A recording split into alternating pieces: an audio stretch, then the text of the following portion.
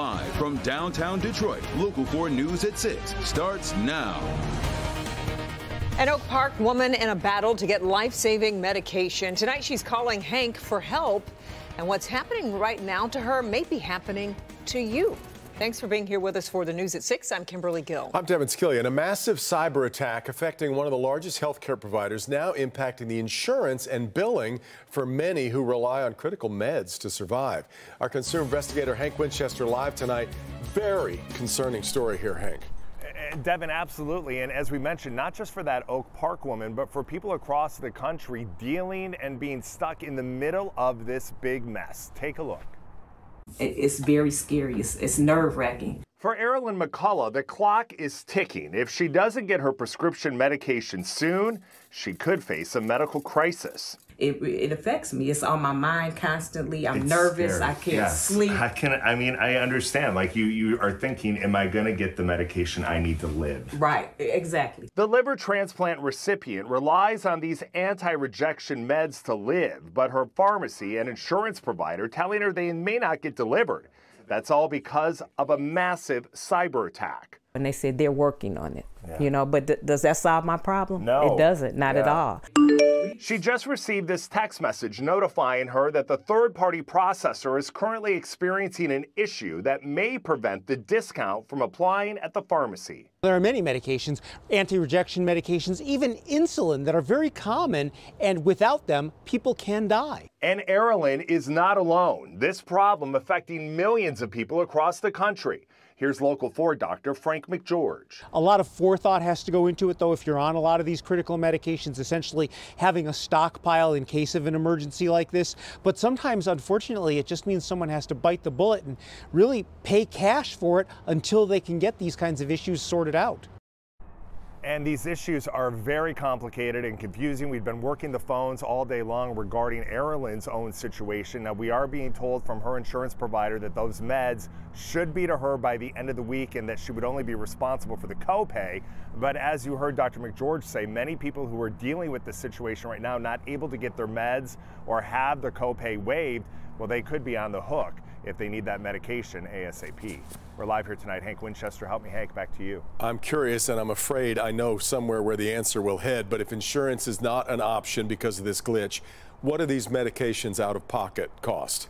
Yeah, Devin, you're right there, because in this particular case, her medication would be at least $2,000 a month. That is a 30-day supply, and that is on the low end. Wow. So you can imagine why people are scrambling, trying to get this taken care of. But as we mentioned, it is very complicated right now. Sure is. All right, Hank. Now, this woman reached out to Hank for help, and you can too.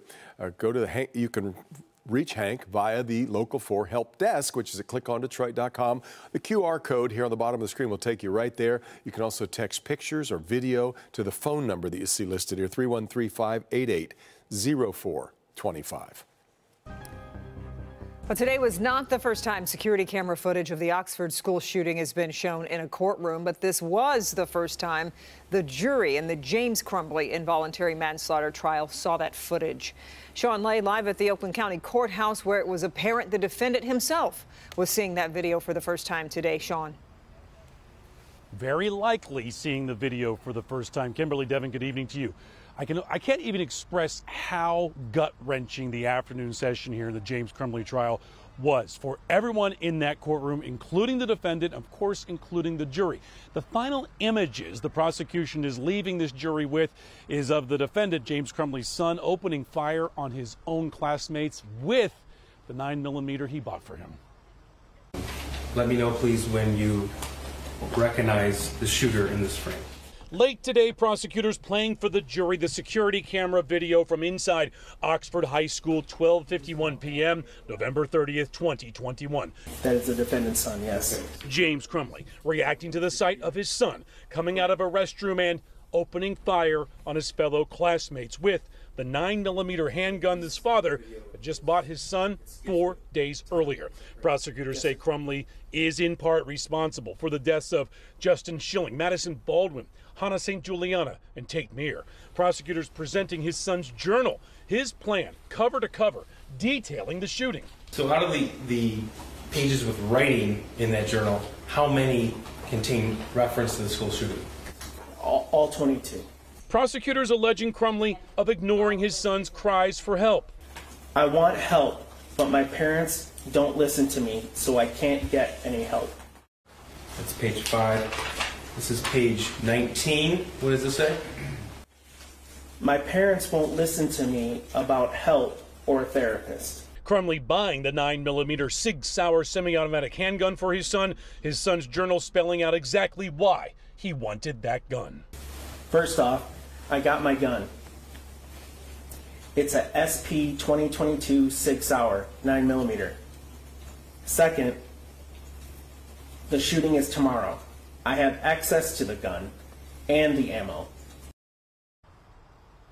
Back here live. Some of the final words the prosecutors are leaving this jury with: I have access to the gun and the ammo. That is the prosecution's case right now. They're expected to rest sometime tomorrow morning. Guys, back to you. Yeah. All right, Sean, we appreciate it. And you can watch the trial live every day on Local 4 Plus. We're streaming all the testimony as it happens with Christy McDonald guiding you through the process. If you don't have Local 4 Plus, you can scan the QR code on your screen or download the app wherever you find your streaming content.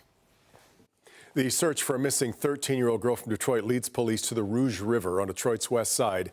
Neziah Harris last seen January 9th as she got off a school bus. There's been no sign of her since. Pamela Osborne's been following this story all day. Police say they have spoken to a number of people about Neziah's disappearance, Pam. Devin, that's right. And there is one person that the chief says concerned them with just how much information that they knew about this case.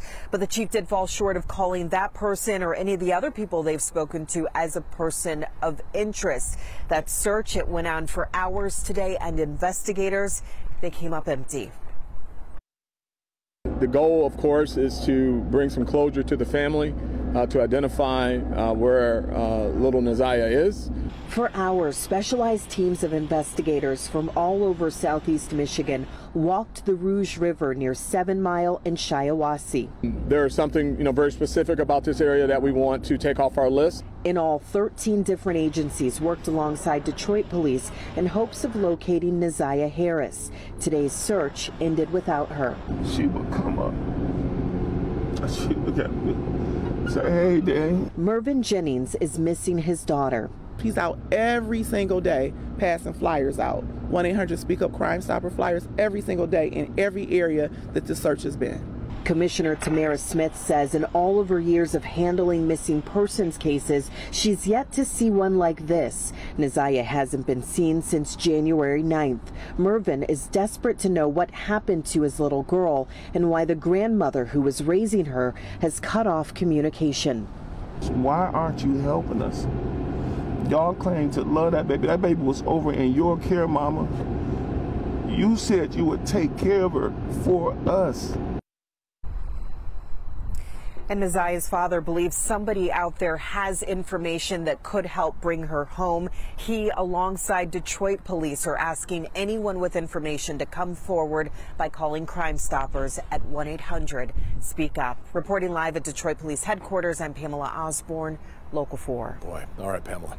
A local man is convicted of setting a string of semi-truck trailer fires in the southwestern parts of the United States. The 6 fires were set over a span of 10 months in 2022 in parts of California.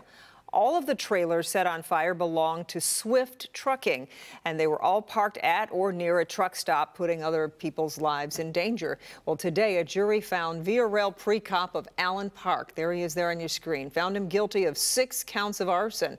Pre-cop's cell phone was present at all 6 California fires, as well as 18 others across the country. Investigators believe he held a grudge against Swift Transportation after he was caught stealing items from Swift trailers. The fires began soon after pre-cop served time in that case. What a day. Wasn't it nice just to get outside a little bit? And it felt so good. I was saying earlier, it felt more like May than March. Let's get over to Kim Adams with the forecast. Kim. It really did. I mean, this is just such a gift for us. March can be a really tough month to get through here in Metro Detroit. We're all kind of tired of winter and cold weather. So this has been a really nice stretch for us. 66 in Detroit, 66 in Howell, 67 in Pontiac. Upper 60s, even 70s in some spots. It hit 70 at City Airport and 70 in Mount Clemens this afternoon. And it's about 10 to 15 degrees warmer than it was yesterday. We get one more warm day tomorrow and then some changes. We've also seen some clouds roll in and kind of sock us in. The last hour and a half of daylight is pretty cloudy, but it's still mild. And then tomorrow we go right back into the upper 60s. Now for the 313-day celebration, it's going to be close. At this point, it does look like it will be dry. There's a slight chance of a shower after about 6 o'clock, but most of that rain should stay down along the Ohio border. But we'll talk about a big change to the weekend forecast, and I don't think you're going to like it, but you need to see it if you're making plans for St. Patrick's Day. That's coming up.